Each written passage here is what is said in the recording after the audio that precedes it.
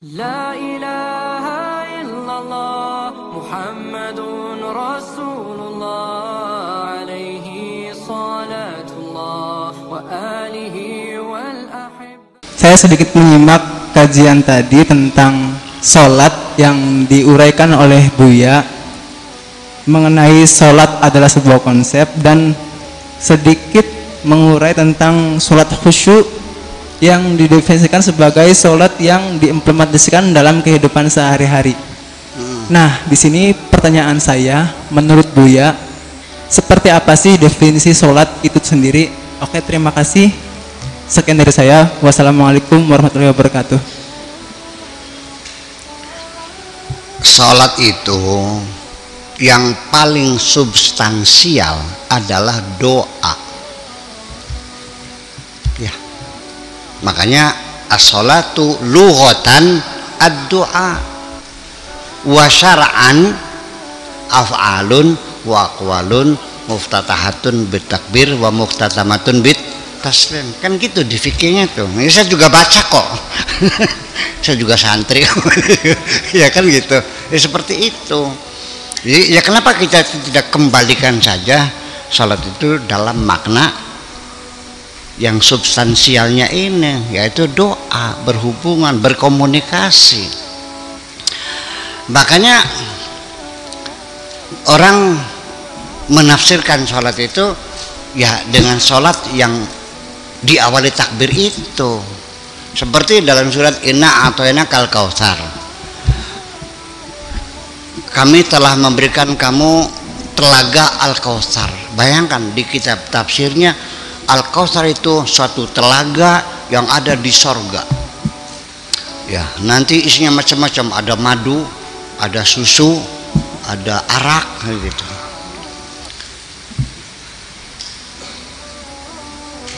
Inna a'taina fi'il madhi apa fi'il mudhari? Jadi sudah atau belum? Allah memberikan kausar kepada Kanjeng Nabi, sudah atau belum? Ya sudah dong, gimana lagi? Kok sampai ke surga-surga sih? Ini kan jadi pertanyaan. Shiratal mustaqim kan di sini, jalan lurus yang benar. Kok di jembatan di neraka, gimana lagi? Ya ini kan, ini kita mesti maklumi. Tapi ya saya tidak menyalahkan lah, ya udahlah. Saya juga dapat ilmu juga dari mereka juga kok. Cuman bedanya kan saya berani mengkritisi, kamu kan tidak. Salah aja. Oke. Kausar ini bukan bahasa Arab, ini bahasa Ibrani. Dari kosher. Kosher itu sertifikat keahlian. Artinya orang yang diberi surat keterangan bahwa dia punya talenta, punya multi talenta.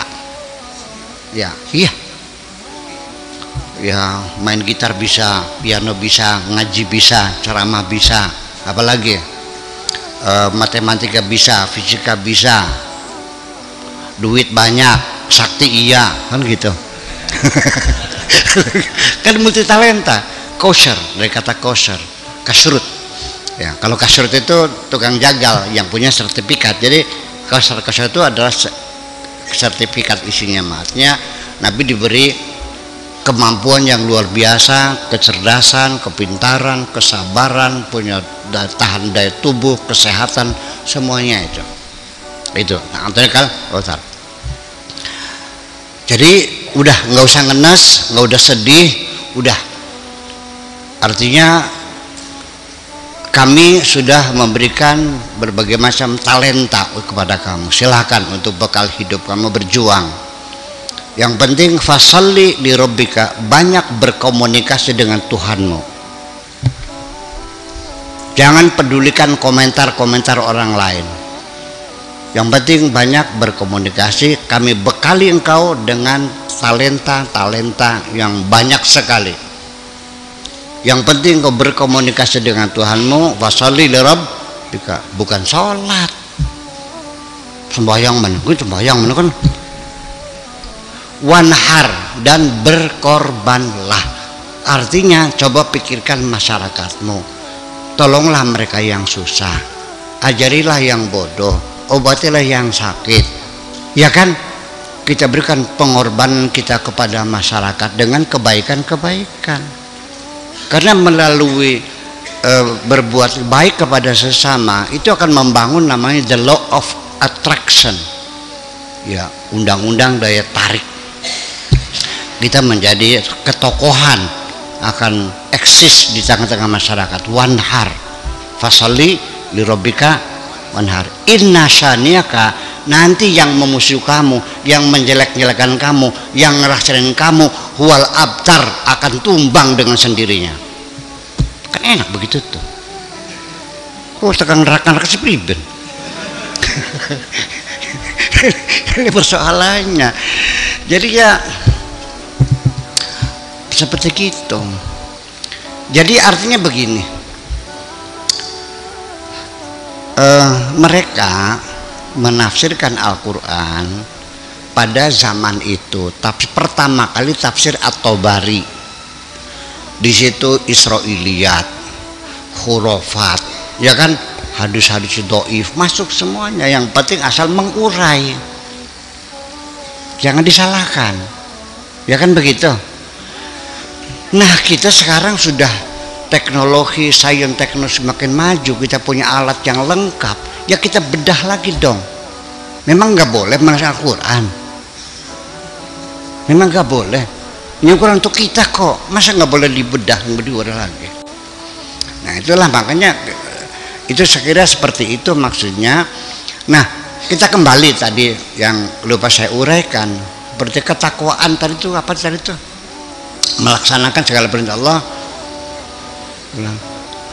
Al-Quran menjelaskan orang bertakwa itu alladzina yu'minuna bil ghaibi. Ghaib itu apa ceritanya? Sorga, neraka, malaikat. Kalau sorga mah bukan gaib, yang kita akan masuk ke situ, yang masuk kelihatan enggak sorganya? Bidadari kelihatan enggak? Jadi gaib bukan? Bukan. Di sini ghaibun dengan ghaibun itu beda. Haji Ahmad datang enggak? Enggak, ghaib. Artinya enggak datang, enggak hadir. Itu ghaib. Kalau ghaibun itu artinya yang tidak bisa ditangkap oleh panca indera, kan itu berupa konsep. Keder banget sih. Malaikat gaib bukan? Ya bukan, yang bisa ketemu aja.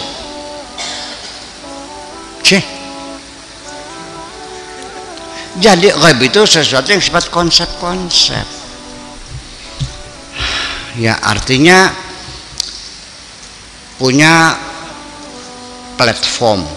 Orang yang bertakwa itu orang yang hidupnya punya platform, punya visi dan misi, punya gagasan, punya tujuan, punya pidato politik, punya target, betul nggak?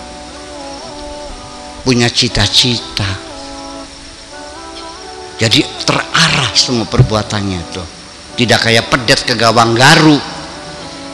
Ya kemana ikut ya avanturis kan gitu, avanturir semuanya itu, pragmatis, mana yang menguntungkan. Nggak bisa. Orang bertakwa itu orang yang punya prinsip, punya tegas, punya tujuan jelas. Artinya pengen hidup di demokrasi. Demokrasi itu ghaibun, ghaibun. Kayak apa makhluknya? Demokrasi itu nggak ada, itu konsep.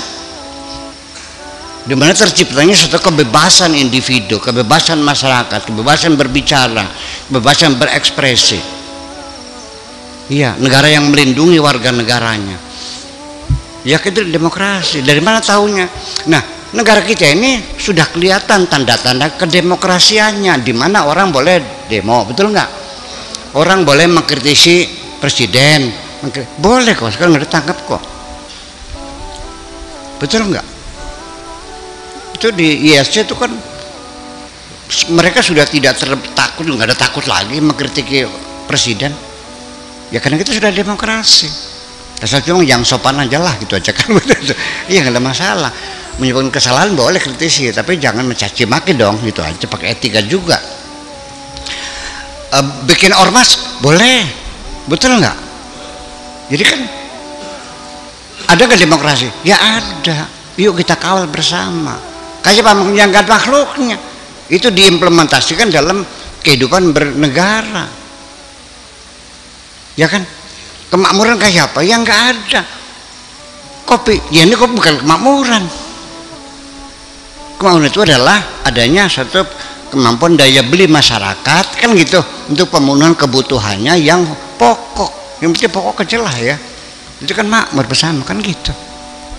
Paham nggak? Punya program itu yang berarti. Wa yuqimuna shalat, yang berkomunikasi, berinteraksi dengan masyarakatnya secara intensif. Wa mimma razaqnahum yunfiqun, dan orang-orang yang dermawan, orang bertakwa itu. Nggak mungkin orang takwa medit tuh. Kalau orang medit orang kafir namanya. Kafir. Medit itu kafir. Pak Iwa, medit itu kafir Pak Iwa. Percaya nggak? Allah menyebut orang kafir, orang medit itu kafir kan? Jadi bertakwa itu orangnya punya konsep, punya platform, betul nggak? Kemudian berkomunikasi dengan masyarakatnya, nggak orang yang nyopot di dalam kamar aja. Dan kemudian dermawan orangnya, keluar duitnya, sedekahnya, betul nggak? Setelah itu apa?